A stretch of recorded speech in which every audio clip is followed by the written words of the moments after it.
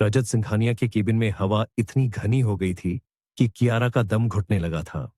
झाड़ू की गीली छड़ी को कसकर पकड़े उसके हाथ सफेद पड़ गए थे।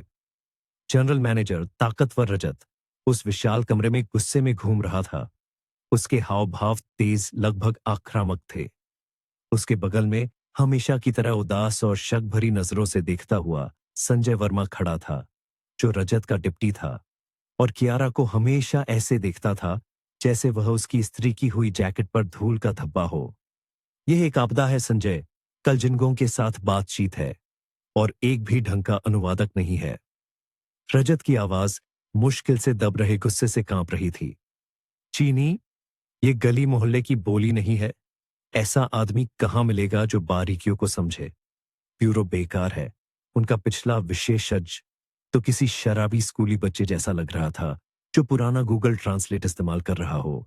संजय ने कुछ बड़बड़ाया जो नुकसान और डील के टूटने के बारे में था। कियारा को लगा जैसे उसके दिल की धड़कन तेज हो गई हो, सीने में भारी हथौड़े की तरह धड़क रही हो। वह धीरे धीरे उठी, जैसे किसी अनदेखे दलदल से निकल रही हो, और उसकी आंखें, जो आमतौर पर फीके दुपट्टे से छिपी रहती थीं, रजत की आंखों से मिली। मैं मदद कर सकती हूं, रजत सिंघानिया, उसने फुसफुसाया, और उसकी आवाज उस शांति में उतनी ही अजीब लग रही थी जितनी तूफान में गिरे पत्तों की सरसराहट। संजय ने ऐसे फुफकारा जैसे उसका दम घुट गया हो। सफाई कर्मी, क्या आप गंभीर हैं रजत जी? यह औरत जो अपनी आंखें छिपाती है और कभी अपने बदसूरत पीले दस्ताने नहीं उतारती, सिंक्रोन अनुवादक बनेगी? यह तो एक मजाक है। कियारा को लगा जैसे शर्म और अपमान की एक ठंडी लहर उसे भिगो गई हो, लेकिन उसी समय डर की बर्फीली परत को तोड़कर गुस्सा फूट रहा था। मैं चीनी बोलती हूं। धारा प्रवाह। उसकी आवाज मजबूत हो गई, सापफ हो गई, जैसे धूल झाड़ दी गई हो। रजत उसे घूरने लगा। उसकी आंखों में अविश्वास और बेताब उम्मीद का मिश्रण था। संजय चुप रहो कियारा, तुम यकीन हो यह मजाक नहीं है। यह मजाक नहीं है, उसने कहा, अपने एक नापसंद पीले दस्ताने को उतारते हुए। खुरदरी रबड़ के नीचे एक हाथ था जिसे रजत देखने की उम्मीद नहीं कर रहा था। एक पतली, लगभग कुलीन हथेली, जिसकी उंगलियां नाजुक थीं। रजत ने फोन निकाला, एक नंबर डायल किया। आजब, नमस्ते, 1 मिनट है। मेरा आदमी बीमार पड़ गया है और हमारे पास आपातकाल है। मुझे तुम्हारी मदद चाहिए। चीनी में थोड़ी बातचीत के लिए तैयार रहना। हाँ हाँ, अभी फोन दे रहा हूं, एक अजीब आदमी को। उसने फोन कियारा को बढ़ाया। कियारा ने फोन लिया। उसकी उंगलियां एक पल के लिए उसकी हथेली को छू गईं। रिसीवर से चीनी के पहले शब्द सुनाई दिए और कियारा ने जवाब दिया। उसकी आवाज बदल गई थी। ये मधुर, आत्मविश्वास से भरी हो गई थी। वाक्यांशों को इस तरह की निर्दोष स्वर में बोल रही थी कि रजत जम गया। वह सिर्फ बोल नहीं रही थी, वह चीनी में गा रही थी। प्राचीन मुहावरों को आधुनिक अभिव्यक्तियों के साथ मिला रही थी। यहां तक कि शास्त्रीय कविता को भी एक मूल वक्ता की तरह आसानी से उद्धृत कर रही थी। बातचीत केवल कुछ मिनटों तक चली, लेकिन रजत और संजय के लिए यह एक रहस्य उद्घाटन था। जब कियारा ने फोन लौटाया तो रजत ने उसे लिया, अपनी आंखें उस पर से नहीं हटाईं। शब कैसा रहा? रजत, तुमने मुझे हैरान कर दिया। यह यह निर्दोष है। उच्चारण बिल्कुल नहीं। स्तर शुद्ध मूल वक्ता। मैं कहती कि तुमने खजाना पा लिया है। अगर मुझे पता न होता कि ऐसा विशेषज्ञ खोजना कितना मुश्किल है। मैं वापस आकर मिलना चाहता हूं। रजत ने धीरे धीरे फोन नीचे रखा। संजय मुंह खुला खड़ा था। कियारा, रजत ने कहा, और उसकी आवाज में पहली बार सम्मान था। कृपया कपड़े बदल लीजिए, हम जा रहे हैं अभी। आप हमारी अनुवादक हैं। कियारा ने सिर हिलाया। उसने अपने औजार समेट लिए। उसके हाव भाव अभी भी खामोश थे, लेकिन अब उनमें एक अदृश्य स्प्रिंग आ गया था। संजय ने उसके पहनावे के बारे में कुछ कहने की कोशिश की, लेकिन रजत ने उसे बीच में ही टोक दिया। पहनावा हमारी समस्याओं में सबसे छोटी है। उसी पल जब कियारा दरवाजे के पीछे गायब हुई, उसने दस्तक दी। अंदर आइए। केबिन में एक नई कियारा दाखिल हुई, अपमानजनक बागे के बिना, बिना दुपट्टे के, जो उसका चेहरा छिपाता था। उनके सामने एक लंबी दुबली महिला खड़ी थी, जिसकी मुद्रा आदर्श थी। उसके लंबे चमकदार काले बाल एक तंग चोटी में बंधे थे, जिससे उसकी सुंदर गर्दन दिख रही थी। उसकी आंखें गहरी, सुबह की स्टील के रंग की, सीधी और आत्मविश्वास से भरी थीं। यह कोई बूढ़ी औरत नहीं थी, कोई झुकी हुई परछाई नहीं थी। यह एक महिला थी जो शक्ति और अनुग्रह बिखेर रही थी। रजत और संजय अवाक रह गए। बहुत अच्छा। रजत ने पहले चुप्पी तोड़ी। चलते हैं। वे कार्यालय में नहीं थे, बातचीत में नहीं, बल्कि एक चमकते ब्रांडेड कपड़ों के बुटीक में थे। कियारा चारों ओर देखते हुए तनाव में आ गई। हम कहाँ आए हैं? उसने पूछा। उसकी आवाज नीची, लगभग बिल्ली की तरह गुर्राती हुई थी। उत्पादन की आवश्यकता, रजत ने टोकते हुए कहा। उसकी नजरें ठंडी और पेशेवर थीं। उसने सलाहकार को एक सख्त बिजनेस सूट, स्कर्ट, ब्लाउज, जूते चुनने का निर्देश दिया। ट्रायल रूम एक अलग नरक था। सलाहकारों ने कोशिश की, लेकिन रजत केवल सिर हिलाता रहा, जब तक उसकी नजर एक सेट पर नहीं ठहरी। एक तंग स्कर्ट और स्टील के रंग के रेशमी ब्लाउज वाला सूट।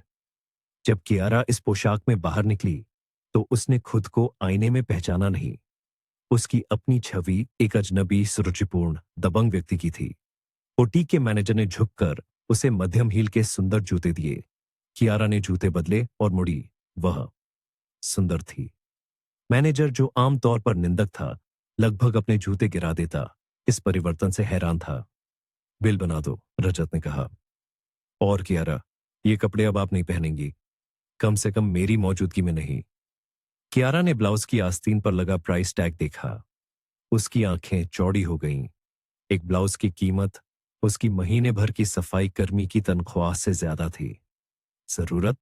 उसने फुसफुसाया, मुश्किल से सांस ले रही थी। इससे कहीं ज्यादा, रजत ने जवाब दिया, उसका हाथ पकड़ते हुए। कल आप हमारी फर्म का चेहरा है, हम अपना चेहरा छिपा नहीं सकते। बातचीत शानदार रही। कियारा केवल एक अनुवादक नहीं थी, वह एक राजनयिक थी। उसके सूक्ष्म लहजे ने नुकीले किनारों को चिकना कर दिया। संस्कृति की उसकी समझ ने नए रास्ते खोले। सौदा हो गया। ठीक इसके बाद रजत ने कियारा को एक नई पदवी का प्रस्ताव दिया, लेकिन जब दस्तावेजीकरण की बात आई तो वह घबरा गई। मेरे पास दस्तावेज नहीं है, उन्हें फिर से बनवाना होगा। कोई समस्या नहीं, मैं सुरक्षा प्रमुख को यह काम सौंपूंगा, प्रक्रिया तेज कर देंगे। रजत ने कमांडर विक्रम की ओर इशारा किया, जो कोने में बैठे कियारा को घूर रहे थे। नहीं, जरूरत नहीं है। उसके गालों पर लाल धब्बे उभरे। मैं खुद ये करूंगी। हवा में तनाव छा गया। उसकी निर्दोष काम दस्तावेजों को लेकर उसकी घबराहट के विपरीत था। रजत और संजय ने एक दूसरे को देखा। कमांडर, उस पर नजर रखना, रजत ने फुसफुसाया। कुछ गड़बड़ है। 2 दिन बाद कमांडर विक्रम रजत के केबिन में आए। उनका आमतौर पर शांत चेहरा छिपे उत्साह से भरा हुआ था। रजत, मुझे कुछ मिला है, और यह सिर्फ दिलचस्प नहीं है, यह चौंकाने वाला है। उन्होंने एक फोल्डर बढ़ाया। रजत ने फाइल की पहली कुछ लाइनें पढ़ीं और सीटी बजाई। वाह, वह कब से छिप रही थी, और क्यों? उसने इंटरकॉम बटन दबाया। स्वेतलाना, कियारा को बुलाओ, तुरंत। ये सब 2 साल पहले शुरू हुआ, जब कियारा ने अपने पिता को दफनाया। उसके पिता जय मल्होत्रा एक शक्तिशाली उद्योगपति थे। लोग फुसफुसाते थे कि वह जिस चीज को छूते हैं वह सोना बन जाती है। लेकिन दुनिया के सारे खजाने भी उनकी पत्नी एलेरा, एक सुंदर, लगभग अलौकिक महिला को नहीं बचा सके। वे एक आदर्श जोड़ी थे, लंबे, नीली आंखों वाले, जैसे स्वर्ग से उतरे हों। जय एलेरा के लिए जीते और सांस लेते थे। वह उसके कदमों में ग्रह के सारे हीरे फेंकने को तैयार थे, लेकिन वह केवल एक बच्चे का सपना देखती थी। सालों की बांझ कोशिशें, सैकड़ों परामर्श, आईवीएफ की दर्दनाक प्रक्रियाएं जो रोने में खत्म होती थीं। यह भ्रूण नहीं है, यह मेरा जीवित बच्चा है, हमारा और जय का। वह चीखती थी, दुख से सिकुड़ जाती थी। अंत में एक स्विस क्लिनिक में एक चमत्कार हुआ। एलेरा 4थे महीने में थी, लेकिन शरीर हार्मोनल इंजेक्शन से कमजोर हो गया था। बेहोशी, थकान, और फिर जैसे नीले आसमान से बिजली गिरी, एक लाइलाज रक्त रोग। डॉक्टरों ने गर्भावस्था को समाप्त करने और तत्काल इलाज पर जोर दिया। एलेरा क्लिनिक से भाग गई। जय ने पूरी दुनिया को सिर पर उठा लिया। आप उसे कैसे खो सकते हैं? ये कोई उच्च सुरक्षा वाली जगह नहीं है। डॉक्टर बचाव कर रहा था।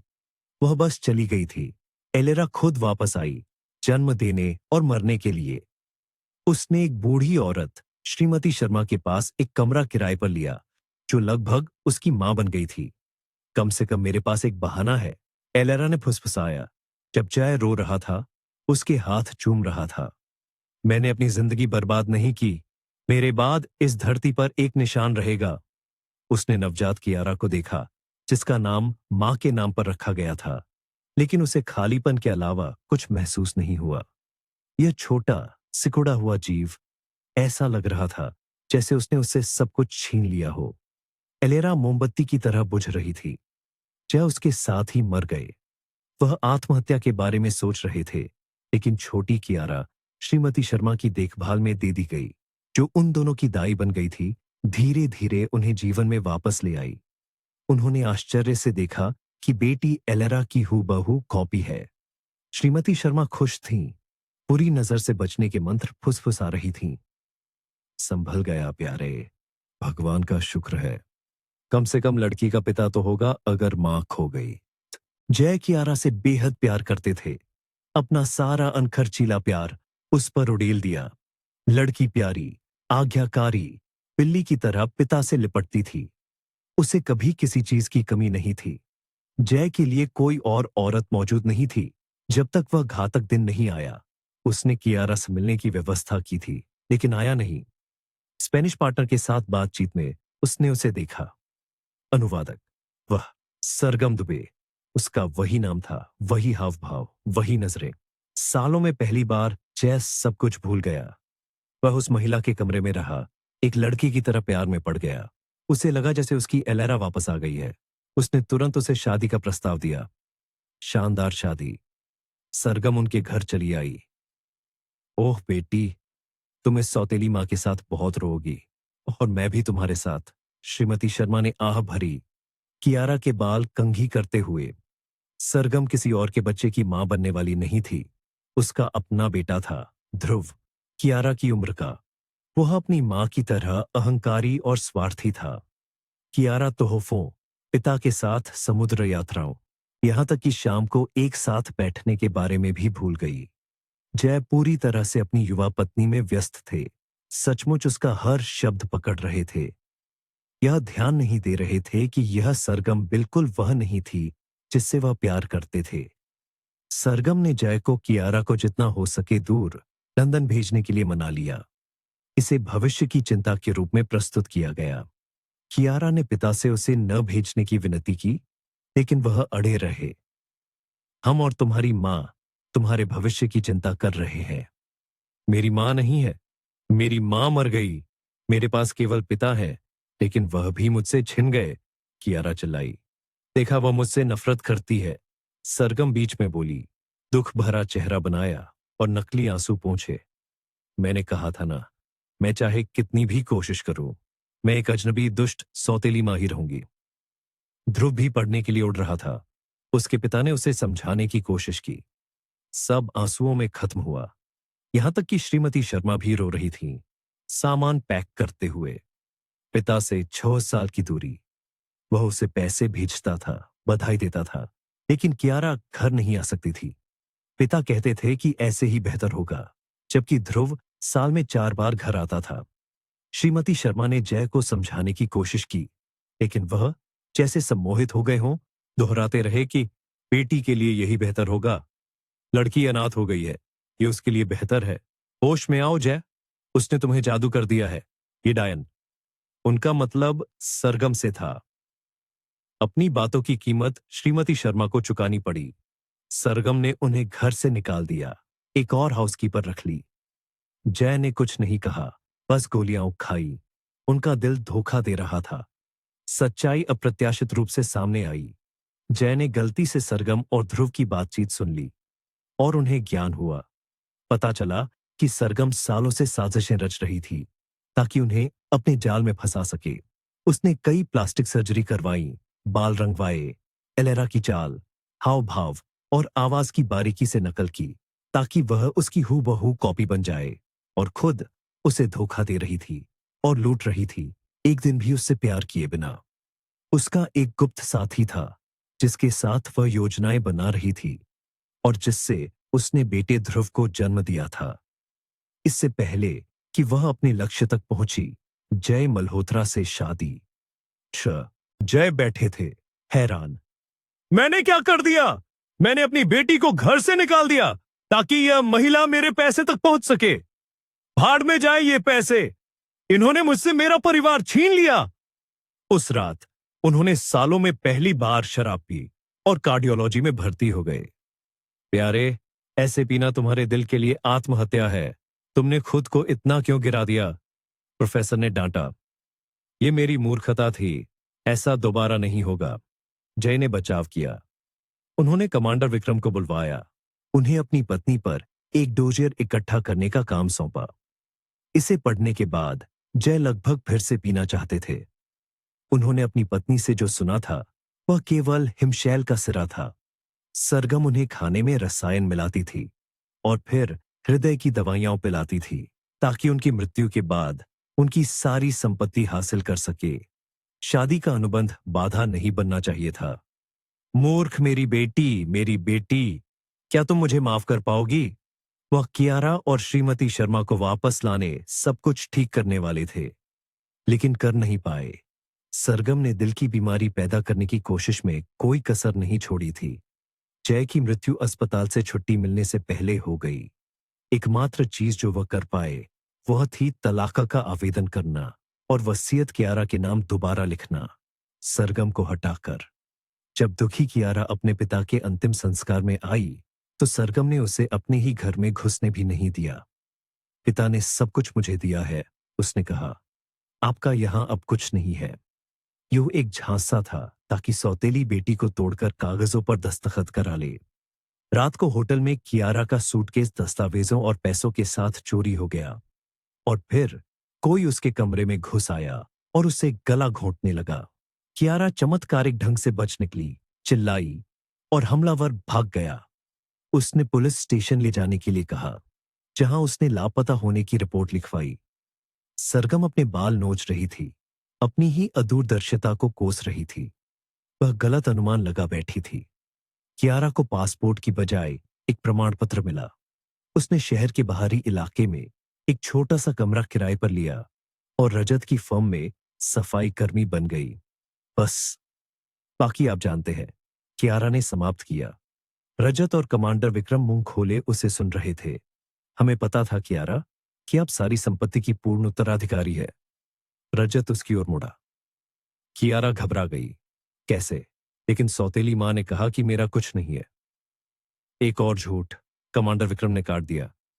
आप घर लौट सकती हैं और उन्हें उन्हें मैं बिना किसी हिचकिचाहट के बाहर कर देता। कियारा ने डर से सिर हिलाया। नहीं, मैं नहीं कर पाऊंगी। मैं अभी भी उससे बहुत डरती हूं। ये पल भर में हल हो जाता है और इसमें डरने की कोई बात नहीं है। रजत खड़ा हुआ। कमांडर विक्रम आपके साथ जाएंगे। असल में कल क्यों, आज ही जाओ। मैं दोनों को छुट्टी दे रहा हूं। पारिवारिक मामले सुलझाओ। जब कियारा और कमांडर विक्रम, एक विशाल गोरिल्ला जैसा आदमी, सरगम के घर के दरवाजे पर दिखाई दिए तो वह अवाक रह गई। तुम यहां क्या कर रही हो? उसने चीखा, रास्ता रोकने की कोशिश करते हुए। विशालकाय ने बिना कुछ कहे उसे कंधे से धकेल दिया। कियारा का सूटकेस अंदर ले आया। सरगम का दम घुट गया। उसे शब्द नहीं मिल रहे थे। सर, और आप यहां नहीं रहती कल से? कमांडर विक्रम ने जारी रखा। उसकी आवाज गुर्राहट जैसी थी। आप आज ही सामान पैक कर सकती हैं। दूसरी मंजिल से कोई आदमी सैटिन बाथरोब में नीचे आया। सवालों की झड़ी लगा दी। कालू, ये कौन है? कियारा क्यों आई? तुमने उसे बुलाया था? ये लंबा आदमी कौन है? ये लंबा आदमी उसका मंखेतर है, कमांडर विक्रम ने शांति से जवाब दिया। खुद को परिचय देने की जहमत नहीं उठाई। कियारा शर्मा गई और कियारा को बुलाने की जरूरत नहीं है। वह यहां की मालकिन है। रात बिना घटना के नहीं गुजरी। कमांडर विक्रम शोर से जागकर गैरेज में उतरे। परिवार तेजी से कीमती सामान कार में पैक कर रहा था। सलाह नहीं दूंगा, कमांडर ने शांति से सिर हिलाया, वरना एक आपराधिक मामला बनेगा जिसकी पूंछ बड़े पैमाने पर चोरी और सिर हत्या का प्रयास होगा। क्या आपने ही कियारा का गला घोंटा था होटल में? अब खुशी खुशी सलाखों के पीछे आराम करने जाएंगे। उसने अजगर की तरह मुस्कान बनाई। आदमी के घुटने कांपने लगे। मैंने गला नहीं घोंटा, मैं बस डराना चाहता था, लेकिन मैं नहीं डराता। मैं बस आप दोनों को लंबे समय के लिए बंद कर दूंगा। फिर कियारा श्रीमती शर्मा को घर ले आई। आपको काम नहीं करना पड़ेगा श्रीमती शर्मा, बस पास रहें, असली दादी माँ की तरह। मेरी खुशी तो मैं उदासी से मर जाऊंगी। मुझे काम करने की आदत है। श्रीमती शर्मा चिल्लाई। तो आप चाहें तो मुझे सुबह मेपल सिरप के साथ पैनकेक बना देंगी। कियारा मुस्कुराई। दाई कियारा के करीब झुक गई और फुसफुसाया, और ये गलिवा, क्या वह अब तुम्हारी रक्षा करता है? बहुत बड़ा है, मैं खुद उससे डरती हूं। लेकिन उसके साथ मुझे किसी से, दुनिया में किसी भी चीज से डर नहीं लगता। कियारा मुस्कुराई। वाह, भगवान का शुक्र है, तो मुझे भी तुम्हारे लिए शांति है। श्रीमती शर्मा ने एप्रन से अपनी आंखें पोंछी। और मैं जाती हूं, तुम्हें पैनकेक बना देती हूं, सचमुच। वह कुशलता से रसोई में चली गई ताकि अपनी प्यारी पोती और उसके 2 मीटर लंबे रक्षक को खिला सके।